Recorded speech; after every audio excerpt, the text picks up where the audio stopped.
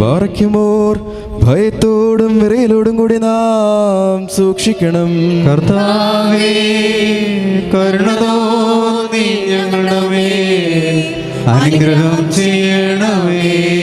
ഈ വിശുദ്ധകൾ വിശുദ്ധിയുള്ളവർക്കും വെടിപ്പുള്ളവർക്കും നൽകപ്പെടുന്നു. പരിശുദ്ധനായ ഏകപിതാവും പരിശുദ്ധനായ ഏകപുത്രനും പരിശുദ്ധനായ റുഹായുമല്ലാതെ പരിശുദ്ധമില്ല.